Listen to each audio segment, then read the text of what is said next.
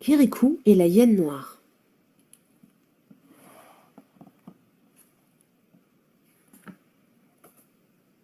Kirikou a vaincu le monstre qui asséchait la source. L'eau et la gaieté sont revenus au village. Le potager a été replanté plus beau qu'avant. Tous les jours, enfants et villageoises s'affairent dans les allées. Chacun guette le progrès des légumes et des fruits, tandis qu'une eau claire et abondante murmure dans les rigoles. Kirikou plante et arrose avec passion. Une merveilleuse récolte se prépare. Mais non, ce n'est pas comme cela. Tu tasses trop fort. Je tasse comme il faut.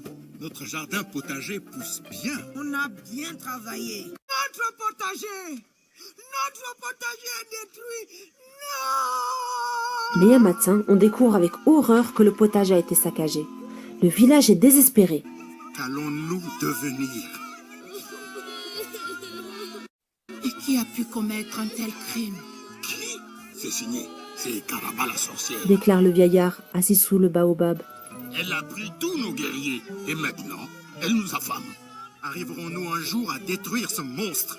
Elle a envoyé cette nuit toute une armée de fétiches pour réduire nos efforts à néant. Pourquoi la nuit? D'habitude, les fétiches ne se cachent pas. Peut-être est-ce une bête sauvage.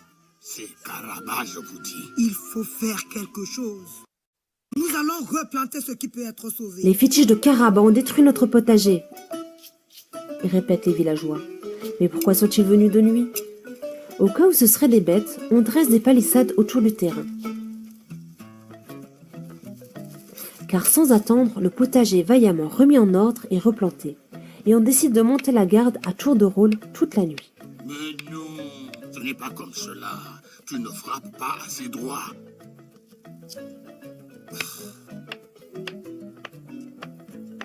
Ces palissades sont trop faibles. C'est mieux que rien. Et nous allons monter la garde. Nous nous relayerons toute la nuit de 4 en 4. C'est une nuit de pleine lune. Kirikou n'est pas allé se coucher. Il veut savoir. Au milieu de la nuit, des pas durs retentissent et se rapprochent. Tout le monde retient son souffle et frissonne de peur. Tout à coup, la palissade est arrachée, piétinée, et une énorme hyène noire se dresse devant les guetteurs épouvantés. Les femmes s'enfuient en hurlant. L'oncle de Kirikou, tremblant, fait face au monstre avec sa lance. Mais la hyène balaie l'arme d'un seul coup de patte et s'apprête à le dévorer. Vite, Kirikou saisit une motte de terre et la jette dans les yeux du monstre. La hyène aveuglée gronde. L'oncle en profite pour s'enfuir. La bête tourne alors la tête, aperçoit Kirikou et bondit sur lui.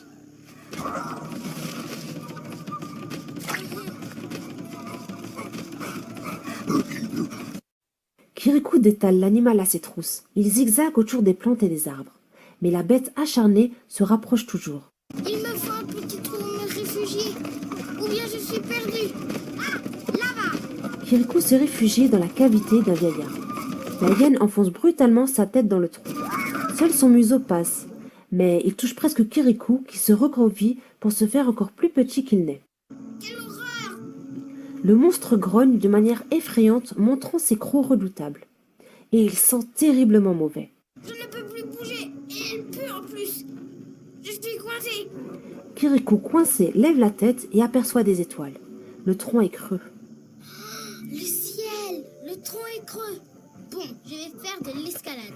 En un instant, il grimpe jusqu'à la fourche de l'arbre, d'où il domine la situation. En bas, la hyène, le museau enfoncé dans le tronc, continue à gronder méchamment en ébranlant tout l'arbre. Ouf, je me sens mieux.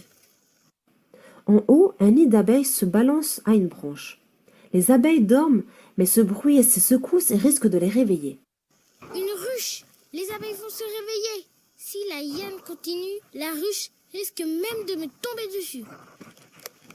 Il faut faire quelque chose. Kirikou réfléchit vite. Puis il casse une branche et en frappe le derrière de la hyène. Elle a un hoquet, arrête de grogner, extirpe son museau et découvre au-dessus d'elle le petit bonhomme qui la nargue. Coucou, grosse bête. Elle hurle et bondit vers lui. Les redoutables mâchoires claquent dangereusement jusque sous Kirikou. La hyène furieuse saute de plus en plus haut et va finir par l'attraper. Il faut se sauver de là au plus vite.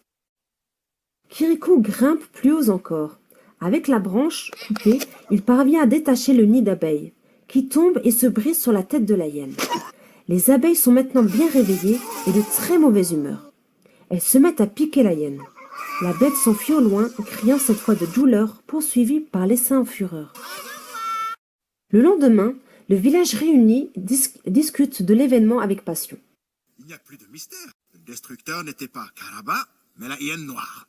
Déclare l'oncle. Et qui vous dit que ce n'était pas Karaba, transformé en hyène? Rétorque le vieillard. Mais non, la hyène noire existait bien avant que Karaba ne s'installe dans la région. Bref, il n'y a plus de mystère. Si, Remarque la mère. que venait faire un animal carnivore dans une plantation de légumes? Tiens, c'est vrai. Il reste ce petit mystère. Mais c'est sans importance. La bête s'est enfuie. Si, c'est important. Insiste la mère. Si nous ne découvrons pas ce qui l'a attiré, la hyène reviendra. Je vous apporte du bon miel. Intervient Kirikou. Merci, Kirikou. C'est bien, mon petit. Dit le vieillard d'un ton protecteur. Mais va jouer ailleurs. Nous avons à parler sérieusement. Kirikou a une attitude étrange. Il parcourt accroupi tout le potager, s'arrête, fouille, soulève des feuillages, repart. Il s'arrête encore, se couche à plat ventre devant un rocher et se met à creuser dessous. Sans faire attention à lui, les adultes raisonnent et cherchent encore à savoir pourquoi la hyène s'intéressait aux légumes. Une hyène qui mange du mil, ça ne se peut pas. Mais cette hyène, elle a bien dévasté notre potager. Que faut-il faire pour que cette horrible bête ne revienne pas? Il faut comprendre ce qu'elle venait faire ici. Je me demande si nous pourrons un jour percer le mystère. Le vieillard continue à soutenir qu'il y a du Karaba là-dessous. Mais enfin, quel mystère voulez-vous? C'est Karaba. Après, c'est... Kirikou les interrompt. Ce n'est pas Karaba. Voici ce que cherchait la hyène. Il tient dans ses bras un adorable petit rat palmide. Ce petit rat palmus est blessé, mais on peut le soigner. Qui couine plaintivement. Alors, c'est cet animal blessé que la hyène cherchait au milieu de nos légumes pour le dévorer. La hyène, qui se nourrit d'animaux morts ou malades, avait repéré cet écureuil blessé et l'avait poursuivi jusque dans le potager où il s'était réfugié.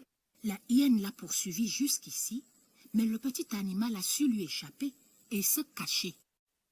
Nous allons le garder en sécurité chez nous jusqu'à ce qu'il soit guéri. Poursuivit Kirikou. La hyène ne s'intéressera plus à notre jardin. Une fois de plus, le potager est replanté avec ardeur. Tout le village se réjouit et chante. Kirikou est petit, mais il réfléchit.